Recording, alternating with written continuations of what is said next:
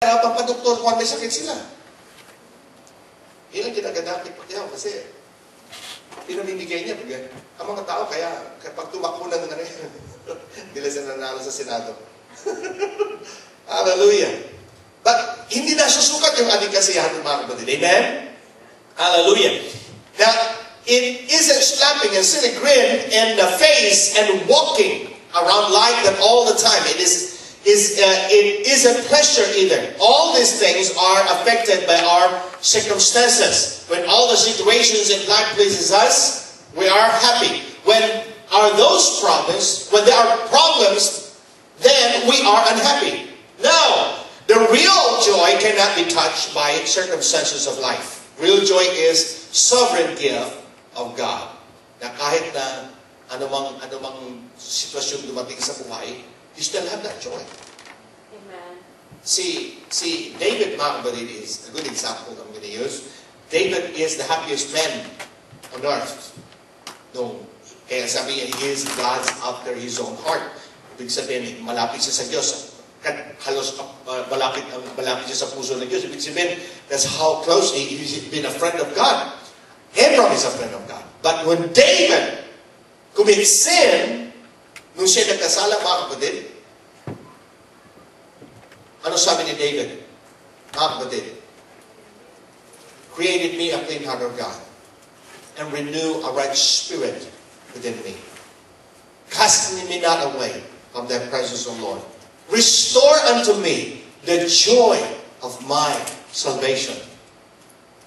Kasi nawala yung joy niya sa salvation, mga kapatid.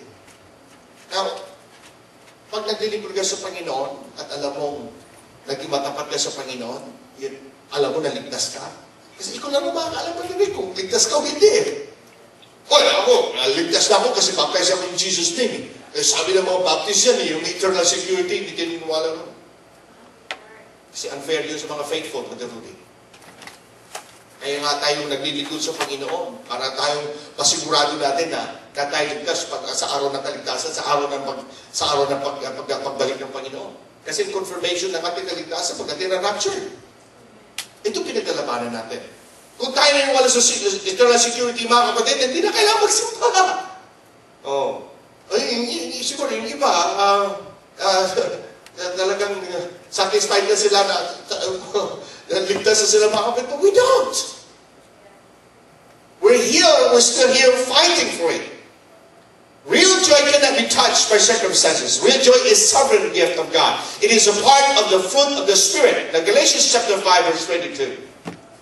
Galatians chapter 5, verse 22. Amen. Praise God. Ang sabi ng Biblia, mga kapatid. And Enoch walked with God after he begat Methuselah 300 years. No.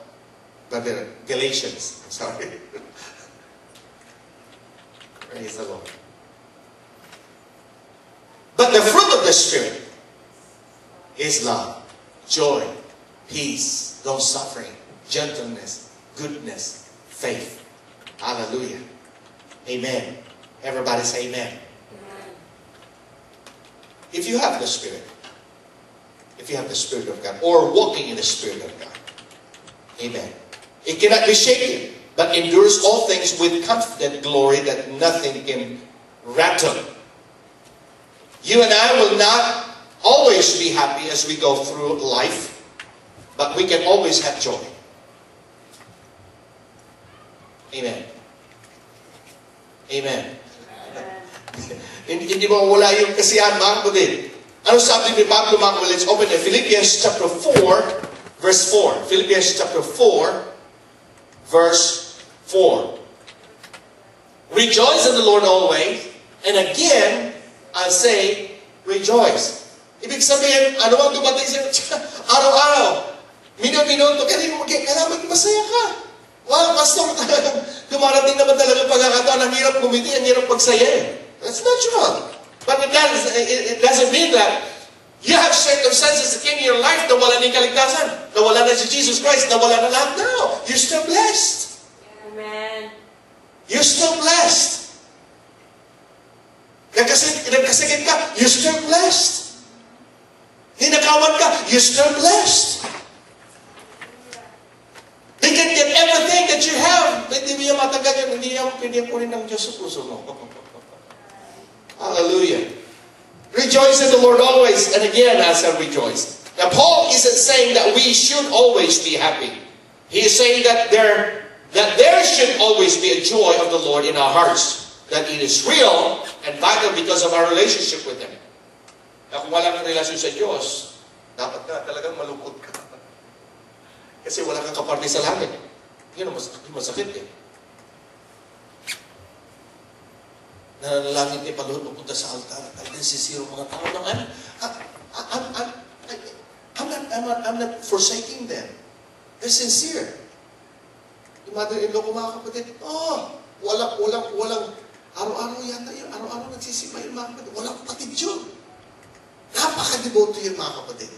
Sabi ko, wow, pag ito tumanggap sa Panginoon, mas grabe. At tumanggap na sa barisa, mas grabe pa rin. Hallelujah.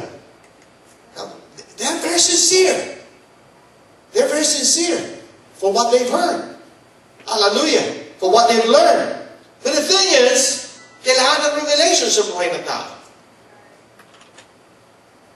If you can find out na ikaw ay baptized in Jesus, that you are baptized in Jesus' name, now, what is the benefit being a part of God's family? There's always a benefit. Hallelujah. Praise God. Now, having relationship with Him, yan ang pinakamalaki sa lahat. Now, by the way, Paul was in Roman prison when he wrote those words, those present words. Now, our circumstances change, but the Lord does not. The relationship of life wax and wane, but our relationship with God never wavers. It gives us joy. Let's open that 1 Peter chapter 1, verse 8. 1 Peter chapter 1, verse 8. Now, ito mga kapatid, whom having not sin, ye love, in whom now ye see Him, not yet believing, ye rejoice with joy unspeakable and full of glory. Amen. Amen. Hindi lang joy, but joy unspeakable. Di ba nagtapos si Pablo, and full of glory. Ibig sabihin, pag ang taong punong-puno, di ba ang taong lasing na lasing? Talagang, di ba kung ano na sinasabi, di ba? I can express that kasi naranasan ko yan. I've experienced that. Wala siyang pakialam. Pag ang taong masaya mga kapatid, wala siyang pakialam. Ano sabihin ng mga taong masaya ako eh? Di ba si Mary Magdalene, lumamit na si Jesus Christ?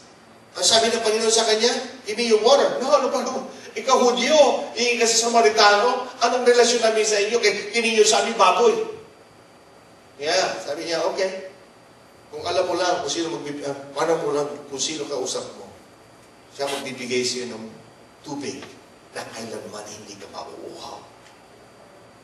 Sabi ni Mary Magdalene, Lord, who are you?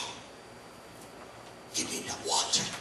Kasi nung araw mga kapatid, babae lang ang nag-iigib. Trabaho na babae yan. Dala-dala nila yung mga kapatid. Araw-araw yan.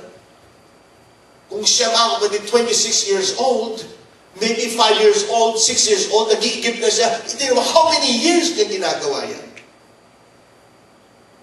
That's why she's asking that, please give me that water para hindi ako mag-iigib. Yun another word, another term, or other meaning mga kapatid. Sabi naman, I'm the living water. Eh, nung pagkatapos yung makausap niya si Jesus Christ, nagkaroon siya ng joy. Ano ginawa niya mga kapatid? Pumunta siya sa bayan.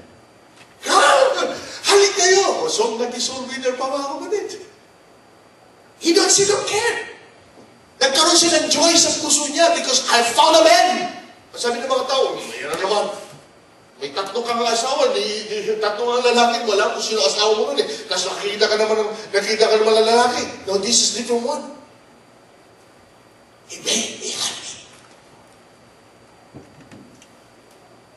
Not because of something. Kasi natagpuan niya ang real joy sa Panginoon. Hindi mo matatagpuan sa pera niya mga kapatid. May we learn to be like Job. when he attacked by the devil. Never lost.